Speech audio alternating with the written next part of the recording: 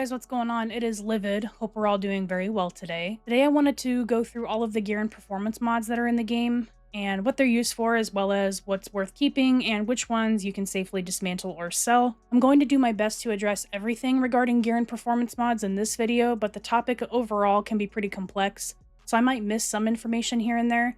If I miss anything important, just let me know. I'll also make sure to leave it down in the comments below or in the video description if I need to add anything. But to get us started, simply put, what are gear and performance mods? These are upgrade slots that let you further customize your build. Gear mods are inserted into your gear pieces and provide bonuses to your main stats like firearms, stamina, or electronics, along with additional attributes such as critical hit chance, health, skill power, or damage to elites. Performance mods are inserted into performance mod slots on your gear, and they will improve skills such as Seeker Mine damage, support station healing speed, pulse critical hit chance, etc. You can think of them as the final layer of optimization that helps you squeeze out that extra survivability, utility, and damage from your build. Let's get started with understanding the different gear mod rarities.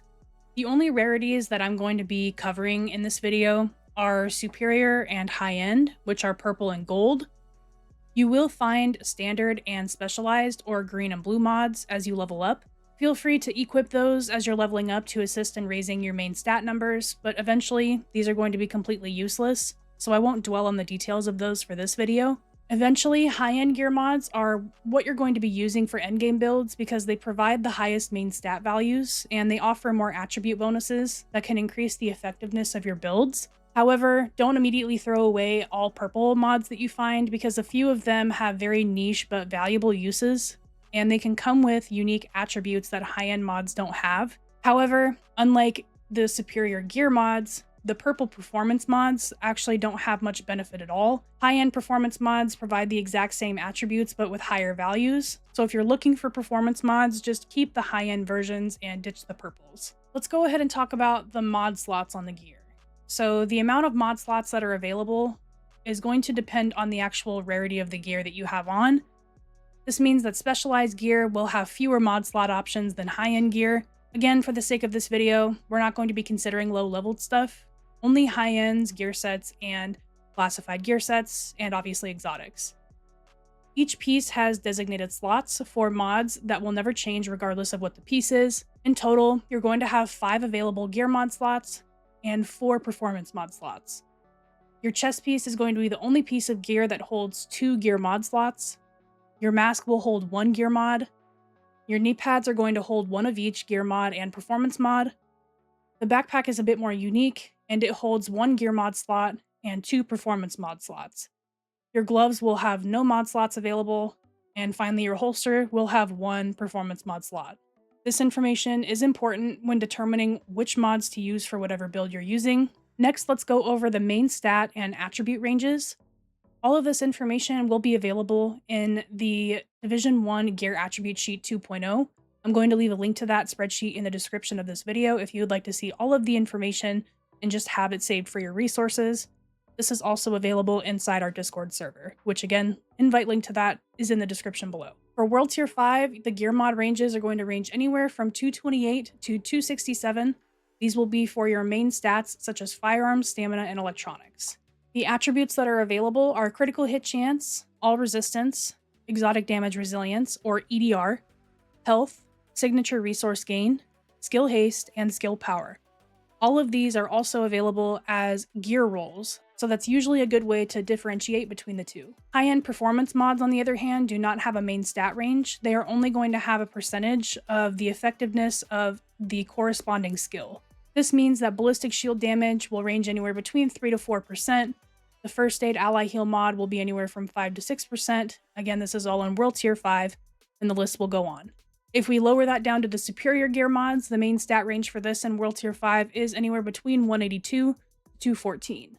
The attributes that are available for the superior gear mods are damage to elites, ammo capacity, increased kill XP, and then we have multiple different status effect resistances. Most of these are anywhere between 3 to 4%. Ammo capacity is anywhere from 10 to 12%, and then increased kill XP is 5 to 6%. Now, with all of that out of the way, let's get into which mods are actually worth keeping versus which ones are safe to dismantle, starting out with the dismantle mods. At the very top of this list, I'm going to put all resistance, which is essentially how resistant you are to all status effects in the game. However, unlike exotic damage resilience, you will take the full damage of the effect once it goes onto your character. You'll notice that the superior version of these mods are actually individual status resistance mods such as burn, shock, etc.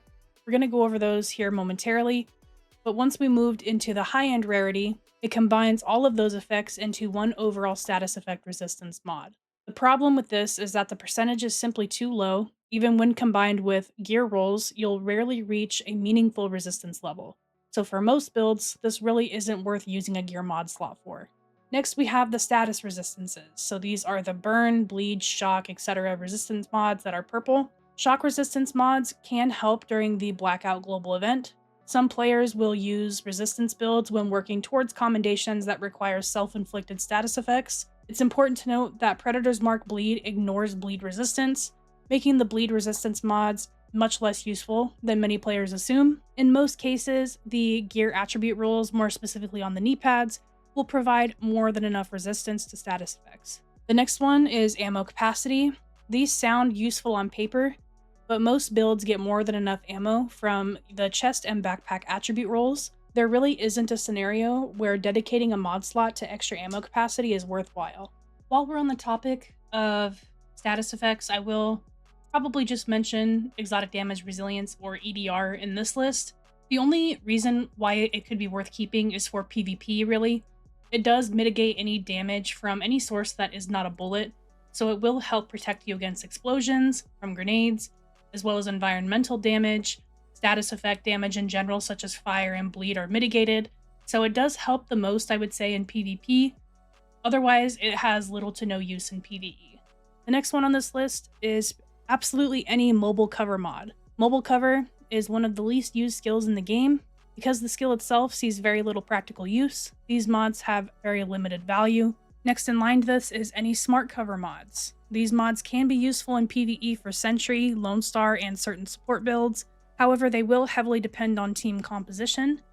If a Reclaimer build is already present on the team, another support player may gain value from using the smart cover mods for the DPS players. Otherwise, most teams are going to benefit from alternate skills. Next, we have any duration mods, such as pulse duration, support station duration, or turret duration. The tech support ability talent alone grants the ability to do this passively, so there's really no need for these mods at all. The next one is turret health. The weapon talents, like Determined and Cool-Headed, have the ability to bring skills back fast if needed, so additional health in case the skill gets destroyed really isn't necessary. And then I wanted to put this one at the very bottom because it does have some more unique cases, but this is the Seeker Mine Radius mod. The primary exception to this, I would say, are for the Gas Seeker Mine. That additional radius can help spread the effect a bit more consistently. The Gas Seeker Mine helps out a lot in content pretty much wherever there's going to be reds and purples, because once you reach high end, those guys are going to start moving once they're disoriented.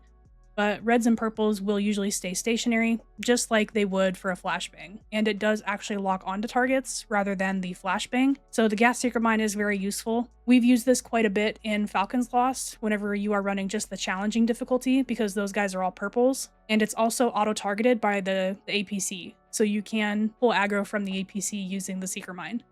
Next, we'll get into the mods that I think are always worth keeping or holding on to. At the very top of the list, I think the most important mods in the game are Damage to Elite mods. These are some of the most valuable mods in the entire game. They have multiplicative damage bonuses for both weapons and skills, meaning 5 max rolled mods is an additional 15 to 20% damage to elites, regardless of main stat value. These are almost always worth buying from the vendor whenever you see them. Next are critical hit chance mods. At first glance, 1% probably doesn't seem too impressive, but with 5 gear mod slots available, that's an additional 5% critical hit chance. For most DPS builds, that's a pretty substantial increase, and one of the easiest ways to improve your overall damage output, especially in PvP, as well as PvE Predator's Mark. Next, we have health mods. These ones remain one of the strongest survivability options. They are especially valuable in PvP, where extra toughness can often determine whether or not you survive a fight long enough to secure a kill. Next, we have skill haste. This is incredibly valuable. A full set of max rolled skill haste mods can provide an additional 15% skill haste, significantly improving cooldowns and skill availability. This is an excellent choice for nearly every skill-focused build, or just builds in general. Next, we have Skill Power. This is just for skill builds in general. This goes towards Firecrest, Tactician, even Reclaimer. They're among some of the most valuable gear mods in the game, in my opinion. If you're not using damage to elite mods, these are the next best choice for Tactician and all other skill-focused setups. And the last gear mod here is Increased Kill XP. This one is very niche, but it is incredibly useful for proficiency cache farming. It becomes very effective when combined with accomplished knee pads and the accolade system.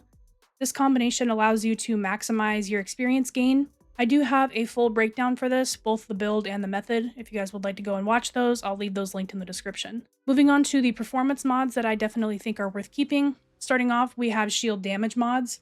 These provide additional offensive value when you're using the shield, and they can significantly increase your damage output. These are best used with sentry pistol builds, as well as defense builds. Very important to note that these do not affect the actual bash damage of the shield, they only affect your actual weapon damage, so it's very important to keep that in mind. That's why I think that it works best with sentry, because you're going to be using the pistol. It's a semi-auto shot weapon, so you can stack up those headshot kills. Next, we have shield damage resilience mods. These provide exceptional survivability and generally outperforms the shield health mods in pretty much all situations. So if you're going for a pure tank, you'll definitely want to equip these. These ones do apply to both your agent as well as the shield. So even if your back is turned, you will retain that 5% shield damage resilience and stacked up however many mods you have equipped. Next, we have the first aid heal mods. Both the self and ally heal mods are very reliable. They are excellent choices for support-oriented builds as well, especially when paired with talents such as triage. Even the self-heal will provide a noticeable value despite the smaller numbers. So this is very widely used with DPS builds, especially when you're using either the defib or the booster shot. Next, we have the pulse critical hit chance and damage skills. These only affect the player that's actually using the pulse, so it's important to note that it doesn't actually apply to the entire team. Still, they're very effective in PvP especially, and remain valuable even if you're already running the precision talent. Next, we have the secret mine, and I'll go ahead and throw together the sticky bomb damage mods. Both of these are a staple for tactician builds. They're going to directly increase the damage output of some of the strongest offensive skills in the game. The secret mine damage mods also apply to the bleed damage afterwards, so it's important to note that as well. And speaking of sticky bomb, we do have the sticky bomb radius mod. Making the radius larger, it makes it easier to lock down larger groups of enemies, creating opportunities for massive burst damage. Next, we have the support station healing speed and range mods. Both of these are useful for Reclaimer. You can mix and match the healing speed and range depending on your preference, or you can fully invest to one or the other. I have personally gone more for range on my Reclaimer. However, you can still go for all speed, and it will be very effective no matter what. And finally, we have turret damage. This is going to directly increase the turret effectiveness and overall damage output for Tactician and Firecrest builds. It is a bit lower on my list just because I don't use the turret at all really, but a lot of people do really enjoy the turret, so these are really good mods to have for that. It is important to understand that not every gear mod is worth keeping just because it has a good attribute or stat roll. Ideally, you'll want the attributes to complement the main stats on the mod. Electronic mods are going to have the most restrictions because they're primarily used for skill builds specifically. So the only electronic mods that are generally worth keeping are Skill Power, Skill Haste, and on occasion, Signature Ability Resource Gain. Skill Power and Haste mods are going to directly benefit your skill builds, making them the most valuable combinations to choose from. While Signature Resource Gain can occasionally be useful for support-oriented builds, such as Reclaimer or Final Measure, but it is still fairly niche and it is easy to disregard. I do plan to do a separate video on those mods in the future, so stay tuned for that.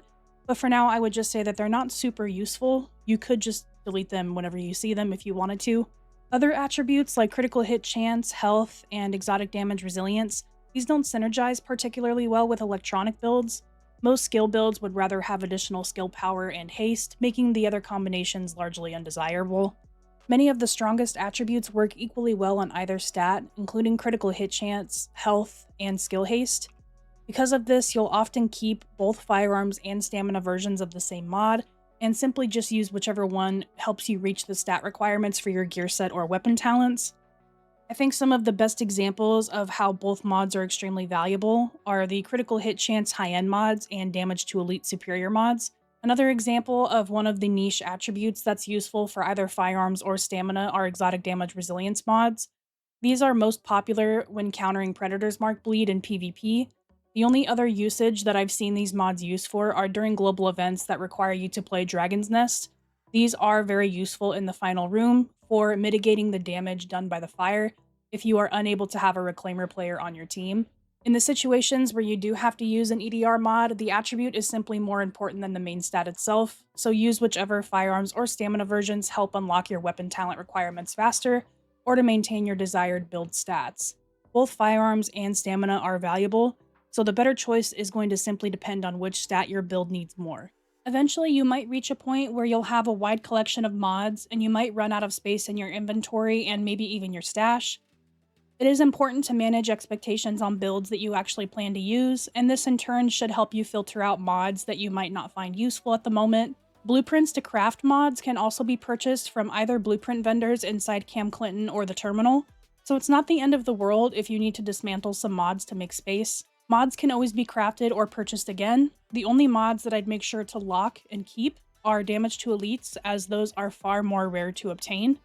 A piece of advice that I would have for maintaining stash space is equipping the mods that you have in your stash to the actual gear items. Depending on which gear item you select, you could save up to 2 to 3 slots, as chest pieces will have 2 slots and backpacks will hold 1 gear mod and 2 performance mods, saving you an overall total of 3 slots in your stash. I'm also always getting questions on how many mods people should be buying from vendors whenever there are good mods for sale. The easy answer to this is 5 gear mods and 4 performance mods per character. The reason for that is because gear mods and performance mods can be shared across loadouts. This means that all of the same gear mods and performance mods that I have equipped to this build, if I change my loadout, I can equip the exact same mods to this loadout and they will automatically transfer for me. I won't have to go and pick and choose each time. So it is honestly unnecessary to buy multiple of the same mods to spread out across different builds on the same character. Just equip 5 gear and 4 performance, and then you're all set for that character, and buy more for every other character that you plan to use.